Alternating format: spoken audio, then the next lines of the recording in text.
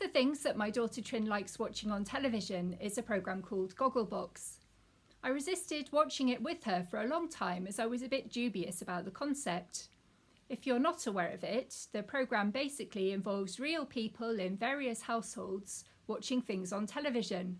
You see bits of the programmes that they're actually watching, but mostly you see their reactions and responses to what they're viewing. I couldn't understand why anyone would want to watch somebody else watching television. But eventually, at a point during lockdown, I relented for the sake of another opportunity to spend some family time together. And I did begin to enjoy it, I have to say. For a start, it felt like I was getting to know some of the households, and some of their reactions and comments are very funny. But actually, it has also shown me some programmes that I wasn't aware of before, that I thought I would like to watch on catch-up, and I've certainly managed to make a start on one or two of them. So even though watching other people watching television still seems a bit peculiar, I can say that I've taken some positive action because of it, and I ventured into new territory. It's made me think a lot about being a spectator. There are probably many times in my life when I find myself watching things, either from the edge or from afar, or even watching other people watching things. Now, sometimes that's a good thing. I love going to the theatre or concerts, and I'm sure nobody would be very impressed if I jumped up out of the audience and onto the stage. Similarly, if I was the fan of any particular sport and suddenly leapt out of the stands and tried to join in the action, I'm sure I wouldn't be very popular. There are also times when, in order to learn something, you need to take a step back and observe. There should be at least an element of this every time we join a new group of people, as we try to understand what they're like and how they tick and the opinions they hold. And I would definitely prefer that a trainee surgeon had spent a bit of time observing someone else before diving into their first operation. There are times when being on the sidelines is the right place to be. There are times when being a spectator is important.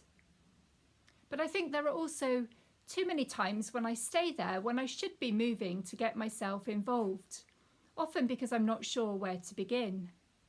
An example from the last week is the decision the government took not to provide meals during the forthcoming school holidays for those children who often depend on free school meals as their only reliable daily nourishment. Like hundreds of thousands of others, I was aghast to hear about this. And my first thought was, what can I do about this? Of course, there's a petition to sign, but I'm quite dissatisfied with that option. This online phenomenon is called clicktivism. We simply have to click a box to add our names to the petition, but then it's easy to sit back and to feel that we've done something, when really we haven't done anything much at all. We feel like we're activists. We think we're being a bit radical, but we're far from it. Our consciences are eased, but nothing substantive has changed in the world.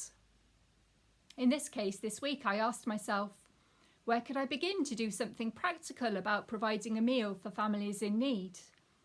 And I didn't have a clue. So it's been really encouraging in the last few days to hear of restaurants, councils and businesses who have pledged to actually do something, who are not prepared to sit back feeling helpless or feeling shocked that this is the way things are in such a wealthy country as ours. Through these people, some actual food is going to be given to those children who need it. And I do hope that the actions of all these other people will shame the government into changing its mind, if not in time for half-term this week, maybe for the Christmas holidays that will only be 7 weeks behind.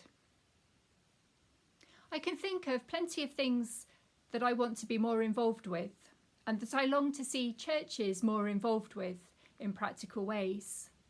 But again, I certainly feel more like a spectator than an activist so many times. Sometimes when we're faced with massive social and environmental issues, we're rendered motionless. Something drastic needs to change if we want to slow down the ecological and environmental catastrophe that is going on around us. Something even more drastic needs to change if we want to not just slow things down, but actually reverse the situation. But we think we don't know what we can do or where to start, or maybe we're not prepared to pay the price. To do what really needs to be done would involve a dramatic change in lifestyle for all of us as individuals or churches. And I'm not aware of too many people who are willing to embrace that. It's hard even in my own household to get the basics done. And I'm constantly on at my children about recycling or electricity usage or not using the car when you're within walking distance, but they don't seem as concerned as I am about it. I have similar thoughts about modern day slavery, increasing poverty and the sense of disenfranchisement that often goes along with it, and oppression in any form. What can I do? And where can I start? Am I prepared to ask the questions about where my clothes or food come from, or the conditions in which they're produced, or the treatment of the workers who've been involved at all points along the chain? Am I prepared to, or can I afford to, spend more money on ethically produced or fairly traded products?